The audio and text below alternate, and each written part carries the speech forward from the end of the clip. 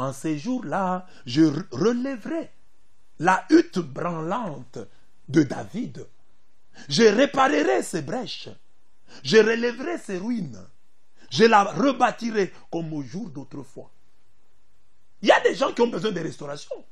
Toi qui étais bien, toi qui as déjà bien vécu, toi qui à un certain moment de ta vie a roulé sur l'or.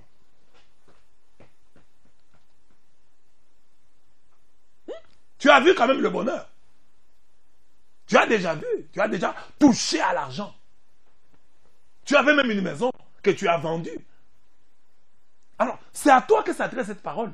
Dieu dit qu'il est capable de relever ta maison, ta hutte branlante.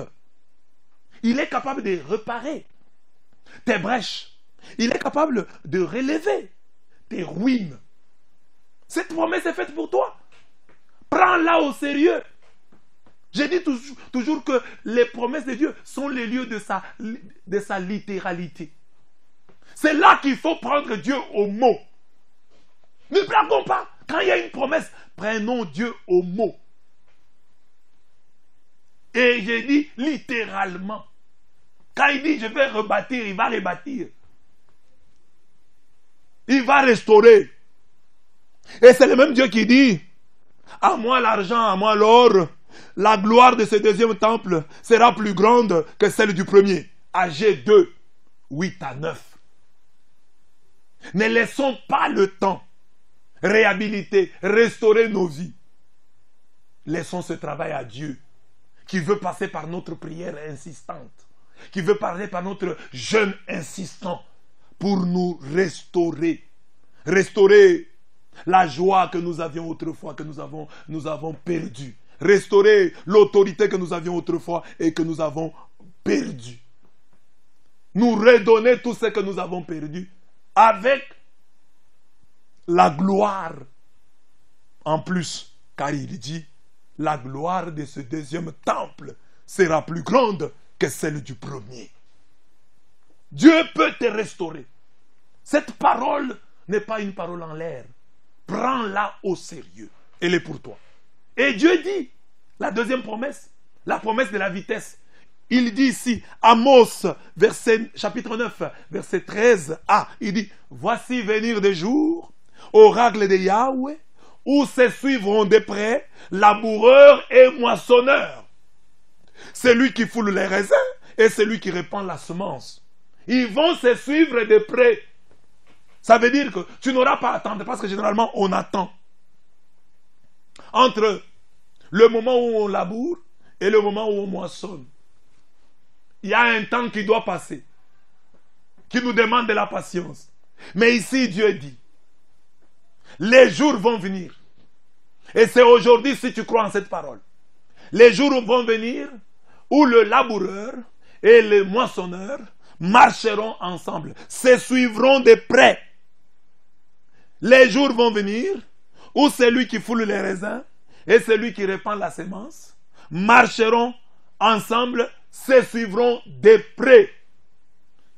En parlant du laboureur et du moissonneur qui se suivent de près, la Bible indique que beaucoup de temps ne s'écoulera plus entre la promesse divine et sa réalisation, entre la prière et son exaucement, entre l'offrande et la preuve de son agrément par Dieu. Tout ira vite. Le Seigneur ne nous fera plus attendre.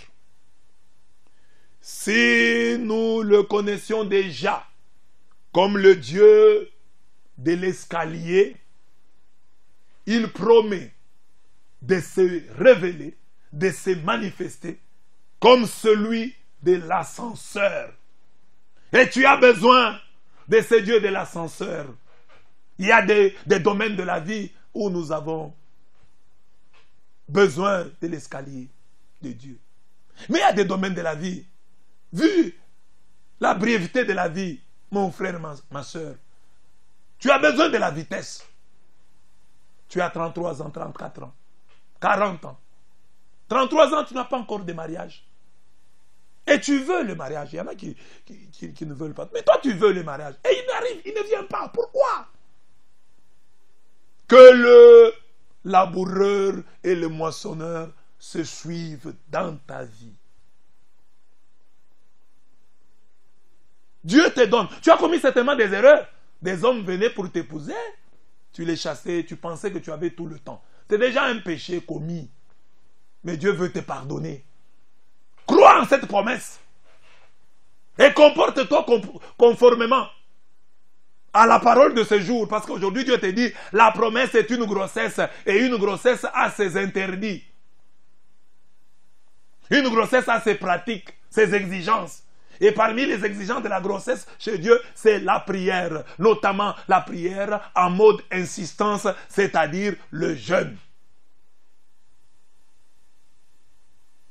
Ah, pourquoi dois-je jeûner? Dieu qui est bon ne peut-il pas me donner comme ça? Oui, Dieu t'a déjà donné beaucoup de choses comme ça.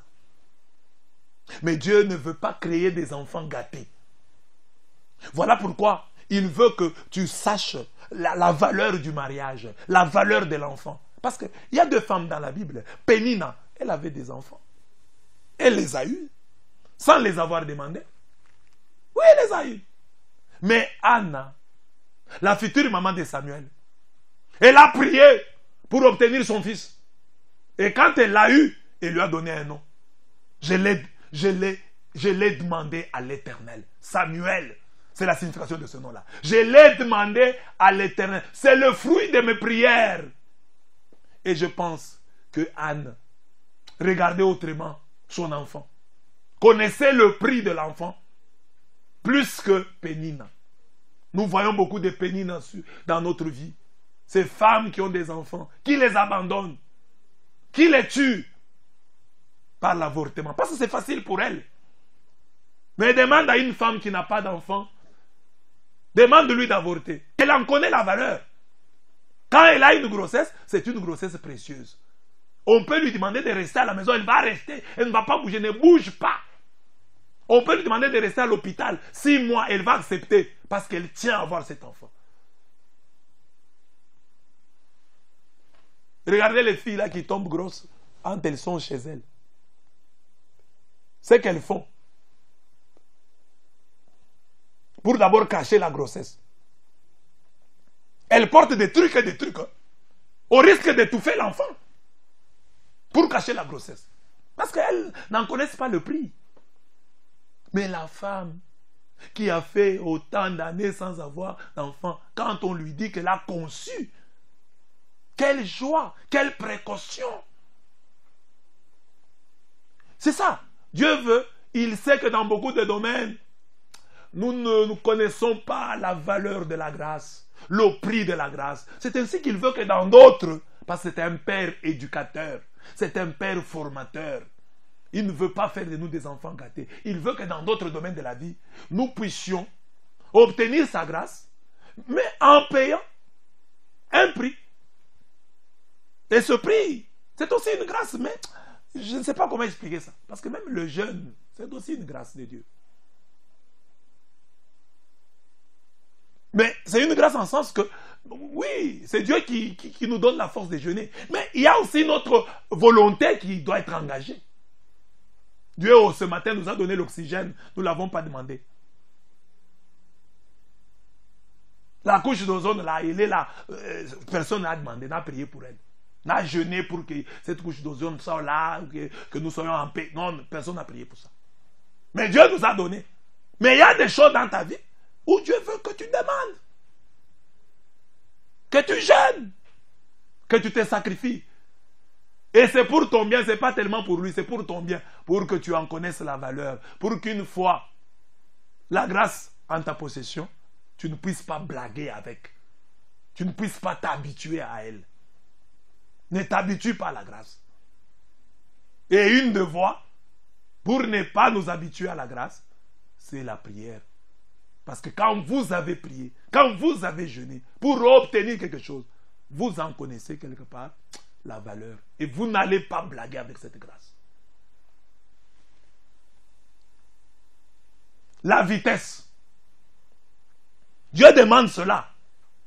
Il dit dans ta vie, c'est possible que le laboureur et le moissonneur puissent se suivre de près. Mais, à une condition. l'évangile d'aujourd'hui. Jeûner. Jeûner d'abord et jeûner autrement.